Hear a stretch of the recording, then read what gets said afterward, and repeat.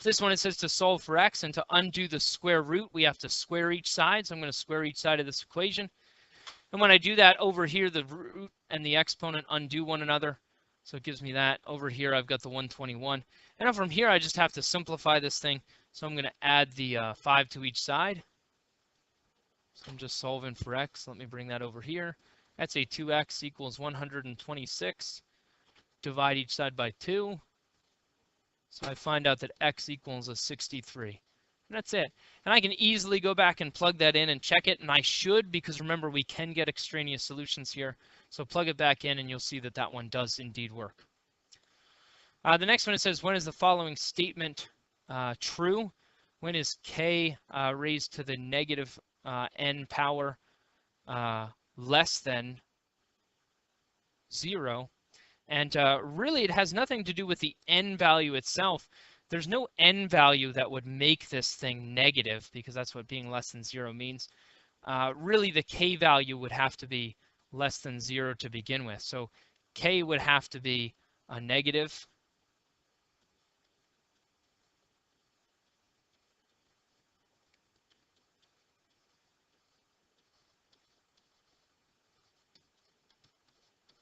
And really, if we get technical about this thing, the n value would have to be an odd number. Because if the n value is an even number, even if k is negative, once we raise it to that power, it's going to make it a positive anyway.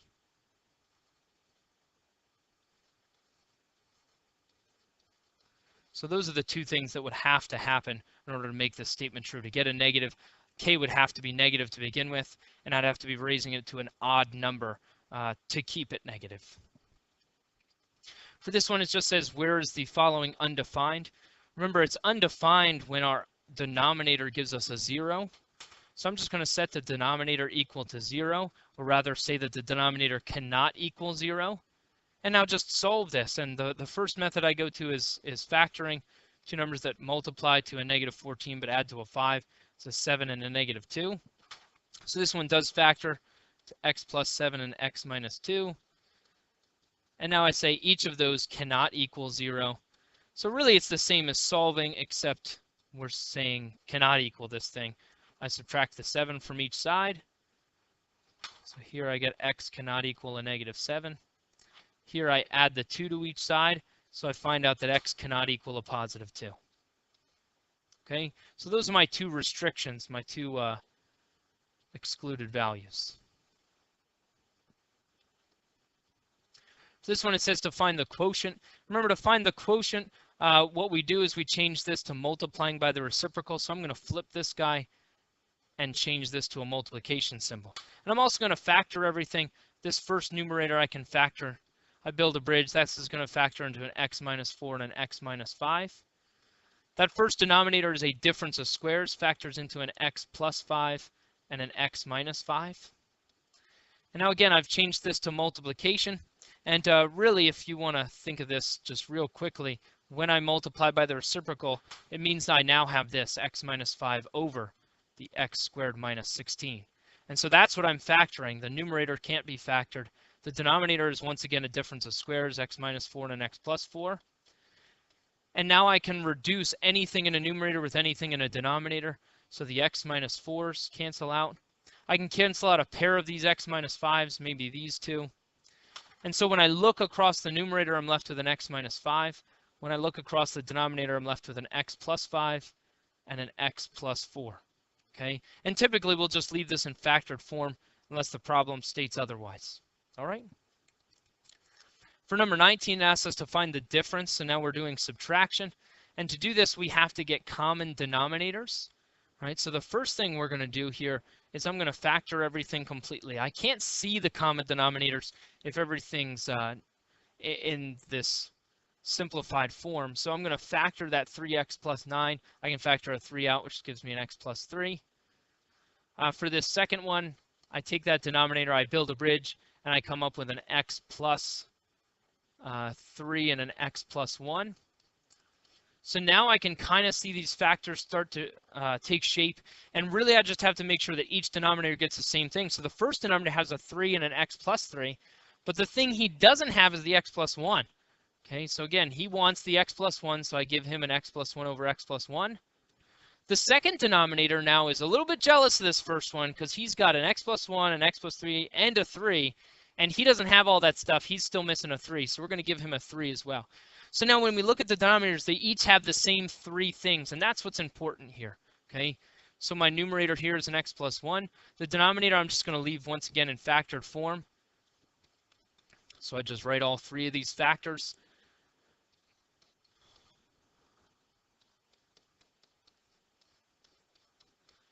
And now I can subtract these numerators, denominator stays the same. When I subtract, it gives me a negative 5x and a plus 1.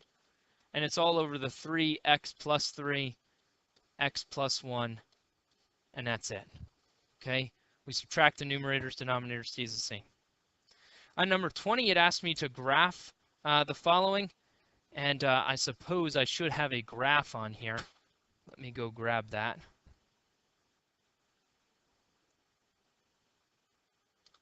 Okay, so now I've got my graph here, and really the best way to do this, since we haven't really talked about vertex form, is I would just do an XY chart. And remember, you have to keep this XY chart going until you find the vertex, okay? So you got to keep going until you find the vertex. So I'm going to start with 0, 1, 2, 3, 4, 5, maybe 6, and that should do it for us, okay? If I plug a 0 in, I get a negative 5 squared, which is 25 plus 3 is a 28. So right away, that is a huge value that I'm not even going to be able to fit on this graph. Okay, so I keep going. Maybe I plug the 1 in. That gives me a negative 4 squared is 16 plus 3 is a 19. So I'm getting a little bit closer. 2 minus 5 is a negative 3. I square it. That's a 9 plus 3 is a 12. So I'm getting a little bit closer. I plug the 3 in. I get a negative 2 squared, which is a 4, plus 3 is a 7. That's something I can finally actually graph here. If I plug the 4 in, that's a negative 1 squared, which is 1 plus 3 is a 4. If I plug a 5 in, that's 0 squared plus 3, which is 3. If I plug a 6 in, that gives me a 1 squared plus 3, which is 4. And so right there, now I can see my vertex. Okay, as soon as these values start to repeat again, I can see that they're symmetrical. And if I were to plug a 7 in, I'd get a 7 out. Okay, so I'm going to start to see these values repeat. So 5, 3. That's my vertex. Okay, I could also plot the point 6, 4. I could plot the point 4, 4.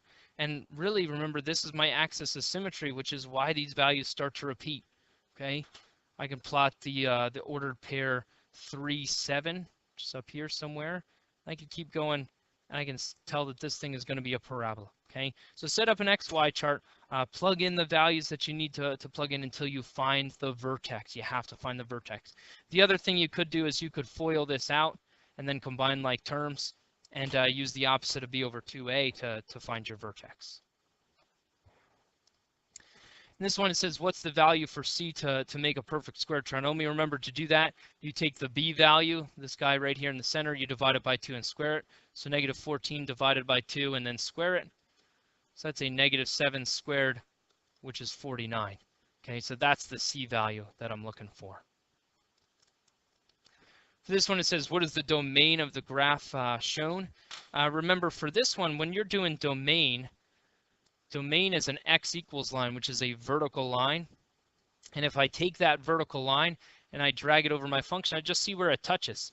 See, and because there's arrows on each end of this thing, that means this thing's going to keep going forever. So it's going to keep getting wider and wider and wider, which means I'm going to be touching here, here, here, here. No matter where I put this vertical line, I'm touching the function, which means the domain is x such that x is all real numbers. And that's our symbol for all real numbers. Okay? That's it. For these, number 23, it says the graph of y equals 3x squared minus 6x minus 11 has a vertex at 3, 1. Well, we can easily check that. We do the opposite of b over 2a. So that's 6 over 2 times 3. And that gives me 6 over 6, which is 1. Well, that's the x value for my vertex. So right away, I know that this thing is false. And now I'm just going to plug it back in to get the y value. So I plug the 1 in. That's going to be 3 times 1 squared minus 6 times 1 minus 11, which is 3 minus 6 minus 11, which is a negative 3 minus 11, which is a negative 14. Okay? So I get 1, negative 14 for my vertex. And that's it. Okay?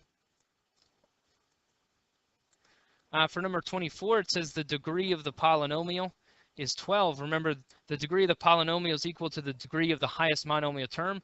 And for each of those, we add the exponents. So the degree of this first one is a 15. The degree of this second one is a 3. The degree of this guy is 0 because there are no exponents. And the degree of this guy is 7, which means the degree of the polynomial is 15, which means this one is also false.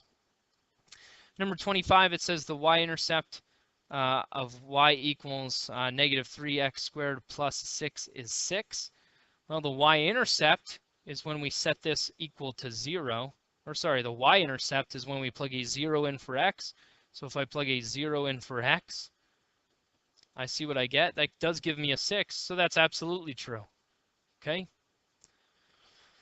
For this one, it says the equation has one real solution, and the easiest way to check that, we're going to go ahead and add the 4 to each side, and we're just going to do our discriminant.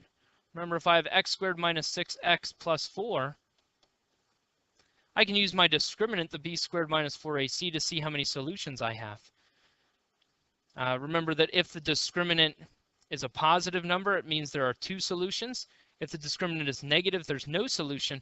And if the discriminant is 0, then there's 1 real solution. So this one, I subtract the 16, and that gives me a 20. So I get a positive number for the discriminant, which means this is false. This one actually has 2 real solutions. Okay? And again, I'm changing the underlined piece of this thing. So there's 2 real solutions for this one. This one, it says this sequence is geometric. And if we look, geometric means I'm multiplying by the same thing each time. So that would be times 3.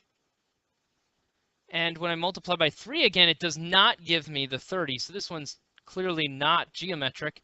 It looks like the pattern here, I'm adding 12, adding 12, adding 12 each time. And so instead of being geometric, this one is actually arithmetic. Okay?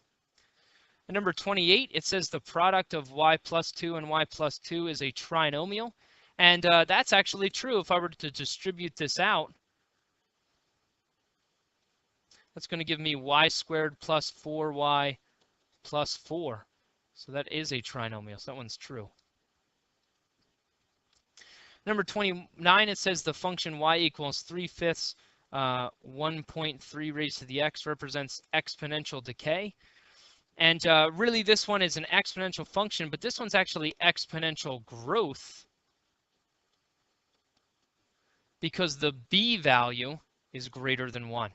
Okay, so the thing that's being raised to that exponent is greater than 1, which makes it exponential growth. Okay.